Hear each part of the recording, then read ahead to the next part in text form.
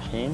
Alhamdulillah, wassalatu wassalamu ala rasulillah wa ala alihi wa sahbihi wa man walah wa ba'du.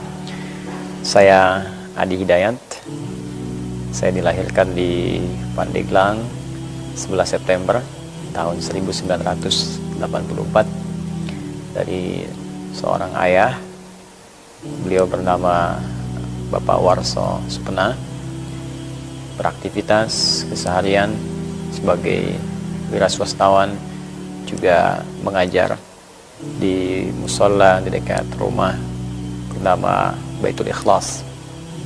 Dari kecil saya selalu dibawa oleh beliau dalam pengajian-pengajian beliau, dan beliau meninggal dunia ketika saya masuk pesantren dalam usia kurang lebih 13 tahun. Saya dilahirkan oleh seorang ibu yang sangat tangguh. Beliau bernama Ibu Hajar Rafia Akhyar, yang berjuang sangat luar biasa dengan tenaga, keringat, darah, air mata, dengan pendidikan yang sangat luar biasa, perhatian yang sangat tinggi, sehingga bisa melahirkan putra dan putri yang sejauh saya ketahui cukup tangguh untuk menjalani tantangan-tantangan kehidupan sampai dengan masa kini. Saya sekolah dari mulai TK di TK Bayangkara di Cekek, Karaton. Alhamdulillah mendapatkan pendidikan dini yang cukup baik, diajar oleh guru-guru yang sangat perhatian. Ada Ibu Elin dan guru-guru yang lain, dan mendapatkan predikat sebagai siswa terbaik. Pada saat itu saya masih ingat mengenakan baju polisi ya, warna coklat pada saat itu. Kemudian masuk ke SD di SD Karaton 3 Pandeglang. Biasanya ibu saya punya visi kami dari kelas 1 sampai 3 di SD Karaton 3 karena ibu mengajar di sana. Kemudian dari kelas 4, 5 dan 6 kami dipindahkan ke SD 3 Pandeglang supaya mendapatkan pengalaman dan wawasan lebih luas.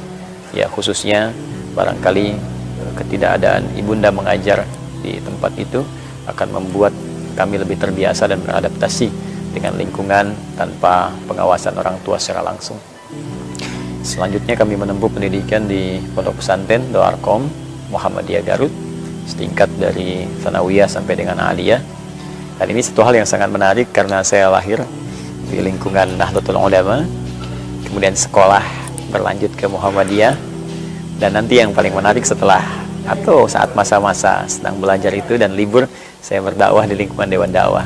Karena memang lingkungan keluarga kami berasal dari lingkungan yang sangat menarik.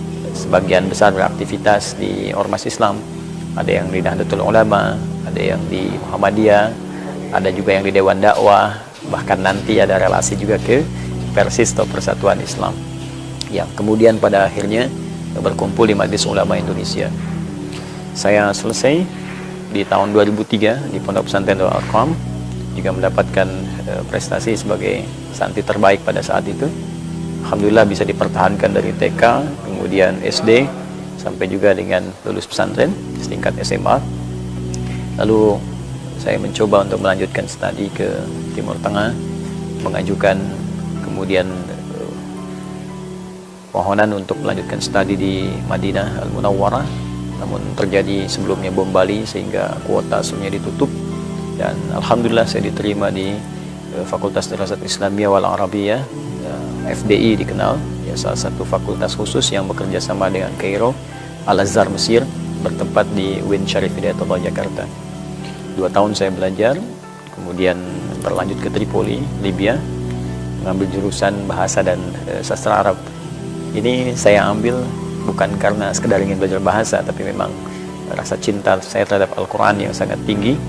Saya ingin mengetahui isi kandungan Al-Quran, dapat mencintai Al-Quran lebih dalam, mengamalkannya, dan berbagi dengan lingkungan sekitaran, baik di Indonesia ataupun di luar Indonesia. Ini yang menjadikan saya ingin mendalami bahasa Arab lebih jauh untuk bisa memahami dan mengajarkan isi Al-Quran dalam kehidupan. Kemudian di Tripoli, alhamdulillah saya belajar cukup serius dan juga mengikuti beberapa talaki terhadap masyayikh, guru-guru atau tokoh-tokoh ulama dunia saya belajar tafsir di Al-Azhar ya bersama Syekh Muhammad Pontawi kala itu beliau masih hidup. Saya juga mencoba untuk belajar fikih dari Syekh Wahba Az-Zuhairi dan mengambil talaqi Al-Quran dari Syekh Dukali, Syekh Ali Al-Libi, Syekh Ali At-Tanzani, dari riwayat-riwayat yang berbeda. Alhamdulillah saya selesai, kemudian S1 di Tripoli dan berlanjut kepada S2, mengambil jurusan yang sama, linear, dan mengembangkan itu dalam konteks dakwah. Dan saat terjadi revolusi di Libya, kemudian saya kembali ke Indonesia dan melengkapi magister pada jurusan pendidikan dan bahasa Arab di UIN Sunan Gunung Jati di Bandung. Alhamdulillah aktivitas dakwah kemudian berlanjut. Sepulang dari Tripoli, kita berusaha mewujudkan visi-visi masa depan, bagaimana dengan apa yang Allah titipkan kepada kita.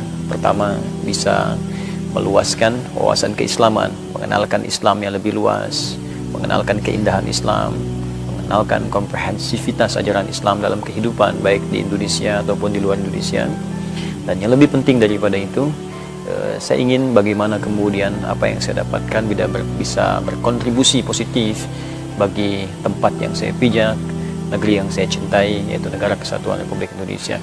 Saya sangat mencintai negara saya sangat mencintai bangsa saya. Karena itu kemudian saya berusaha membuat sebuah visi ke depan, bagaimana kalau ulama dulu kemudian menginisiasi nilai keislaman untuk membidani kelahiran negara Republik Indonesia, maka ulama kini saya berpikir visi lebih jauh, bagaimana mengambil spirit di masa lalu untuk menghadirkan kemajuan, kesejahteraan dan kemakmuran bagi Negara Kesatuan Republik Indonesia. Maka diantaranya saya membuat Quantum Akhyar Institute, yang dengan itu saya mengenalkan beberapa hal kepada masyarakat. Pertama, memberikan wawasan keislaman yang luas sehingga masyarakat bisa mengetahui komprehensivitas ajaran Islam dan meminimalisir ya konflik-konflik yang sering terjadi di masyarakat akibat perbedaan pandangan-pandangan fikih ataupun yang lain. Kita turunkan semua referensinya, kita berikan pemahaman dan kita tampilkan cara baru barangkali dalam penyampaian tausiah atau pengajaran. Tidak hanya sebatas pada monolog, kita berikan referensi dengan dasar tulisan, membiasakan untuk memahami, sehingga dengan itu barangkali selain meningkat wawasan juga terlahir kekhusyuan dalam peningkatan ibadah. Kemudian dari situ kita coba semarakan dan aktualisasikan nilai-nilai Al-Quran dalam kehidupan.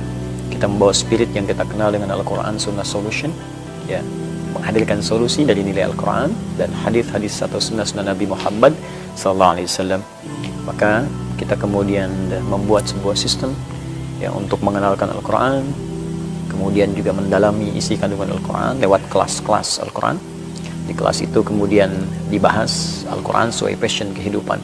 Ada kelas dunia usaha, kelas dokter, kelas pelajar, ya, kelas ilmuwan, sehingga spirit Al-Quran bisa diterapkan dalam kehidupan yang nyata.